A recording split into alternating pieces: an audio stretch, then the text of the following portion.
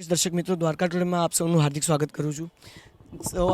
જેમ આપ સૌને ખબર છે કે દ્વારકા ટુડે હંમેશા એક્સક્લુઝિવ સ્ટોરીઝ, એક્સક્લુઝિવ પર્સનાલિટીઝને તમારી માટે મુલાકાતે લઈને આવતા હતા. જે આપણી સાથે ગુજરાત ટીવીનું ખ્યાતનામ ચહેરો એટલે કે શ્રદ્ધાબેન ઝા આપણી સાથે છે. શ્રદ્ધાબેન, પહેલાં તો દ્વારકામાં આપનું હાર્દિક સ્વાગત છે.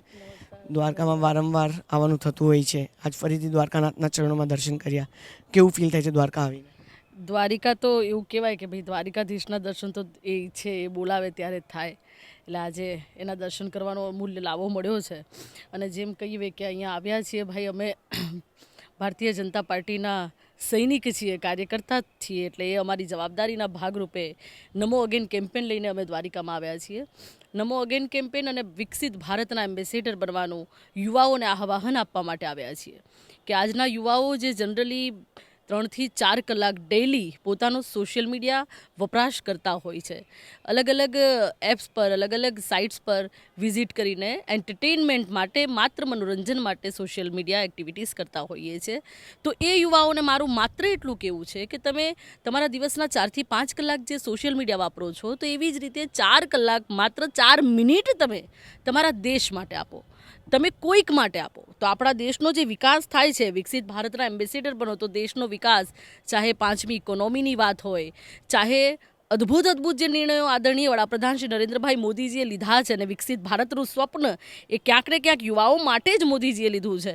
કારણ કે સૌથી વધારે યુવાઓ માટે આદરણીય વડાપ્રધાનજી વિચારી રહ્યા છે. તો યુવાઓની પણ એટલી જ ફરજ છે પોતાના દેશના વિકાસને શેર કરવો. 5મી ઇકોનોમી હોય, G20 સમિટ હોય, આપણા દેશનો વિકાસ દર, આપણે દરરોજ જે 36 કિલોમીટર રોડની વાત હોય, કે ચાહે ડિજિટલ ક્રાંતિની વાત હોય, ટેકનો ક્રાંતિની વાત હોય, યુવા સ્વાવલંબનની વાત હોય, મહિલાઓ માટેની, દરેક ક્ષેત્રમાં આપણે ક્રાંતિ કરી રહ્યા છીએ. આ પણ યુવાઓએ ક્યાંક ને ક્યાંક પ્રમોટ કરવું જોઈએ.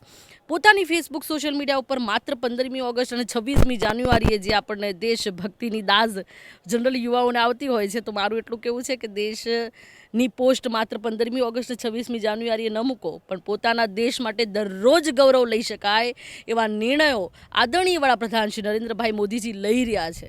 તો એ નિર્ણયોને, એ દેશના વિકાસને, કે ભાઈ મારો દેશ 5મી ઇકોનોમી છે, મારો દેશ G20 હોસ્ટ કરે છે, મારા દેશમાં 550 વર્ષે રામ મંદિરનું નિર્માણ થાય છે, આ બધા જે નિર્ણયો છે, આ વિકાસ દર છે. તો દેશના વિકાસને પણ તમારી ડ્યુટી છે, તમારી ફરજ છે કે તમે શેર કરો, લોકો સુધી પહોંચાડો, ગવર્મેન્ટની યોજનાઓને પણ શેર કરો, જેનાથી કોઈકને કંઈક ફાયદો થાય. આટલું મારું યુવાઓને આહ્વાન છે. ને આ સરસ મજાનું કેમ્પેન લઈને અમે આખા ગુજરાતમાં નીકળ્યા છીએ અને ફરતા ફરતા દ્વારિકાધીશની નગરી દ્વારિકામાં આવી ગયા છીએ. સરસ મજાનો એક કાર્યક્રમ રહ્યો અને દર્શનનો લાહવો મળ્યો. ખાસ તમે વિકાસની વાત કરીએ, સરકારની કામગીરીની વાત કરીએ, તો દ્વારકામાં લાસ્ટ 5 વર્ષથી આપણે જોઈએ તો ટ્રેમેન્ડસ ડેવલપમેન્ટ આવી રહ્યું છે. ટુરિસ્ટને અલગ અલગ ફેસિલિટીઝ મળી રહી છે. પહેલાં દ્વારકા એક પિલગ્રિમેજ ડેસ્ટિનેશન હતું, પણ હવે એક લેઝર ડેસ્ટિનેશન પણ કન્વર્ટ થઈ રહ્યું છે. શું કહેશો દ્વારકાના આ વિકાસ માટે? અને આવનારી 25 તારીખે PM સાહેબ પણ દ્વારકા આવવાના છે, શું કહેશો? હું એ જ કહું છું કે આપણી સંસ્કૃતિની ધરોહરને ભારતીય જનતા પાર્ટી અને આદરણીય વડાપ્રધાન મોદીજી જે રીતે નિખારી રહ્યા છે, કારણ કે દ્વારિકાધીશને જે શોભે ને ભાઈ, દ્વારકાધીશની નગરી તો આવી જ હોવી જોઈએ.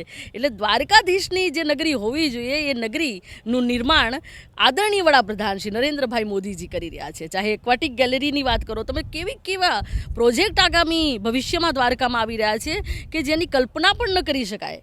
એટલે આ ટુરિસ્ટ પ્રોજેક્ટ છે. તમે વિચારો, ટુરિસ્ટનો એટલો ઓલરેડી અહીંયા દર્શનનો તો એટલું છે જ, પણ એમને દરેકે દરેક કેટેગરી, વિશ્વની અદ્ભુત દરેક વસ્તુ, ચાહે સબમરીનની વાત હોય, એ બધા જ પ્રોજેક્ટ અહીંયા લાવવામાં આવી રહ્યા છે, જેથી દરેકે દરેક ટુરિસ્ટને એનો લાભો મળે. અને ભગવાનને છાજે ને ભાઈ, દ્વારિકાધીશ રાજા છે, એટલે રાજાને શોભે ને એવી નગરીનું નિર્માણ આદરણીય વડાપ્રધાનના નેતૃત્વ હેઠળ થઈ રહ્યું છે. અને આગામી 25 તારીખે આ અદ્ભુત પ્રકારનો જે બ્રિજ આપણે સૌ જાણીએ છીએ, એનું ઓપનિંગ પણ કરવાના છે. તો હું એ જ કહું છું કે તમારા દ્વારકામાં જ્યારે આપણા શહેરમાં આટલો સરસ વિકાસ થતો હોય, તો એક પોસ્ટ તો આપણી બને કે ભાઈ મારું દ્વારકા છે, મારા દ્વારકામાં બ્રિજ બની રહ્યો છે, મારા દ્વારકામાં થઈ રહ્યું છે. તો આ છે ને, આ ગૌરવ લેવાની દરેકે દરેક ક્ષણનું ગૌરવ લો અને એ ગૌરવને શેર કરો, એ આપણી ડ્યુટી છે.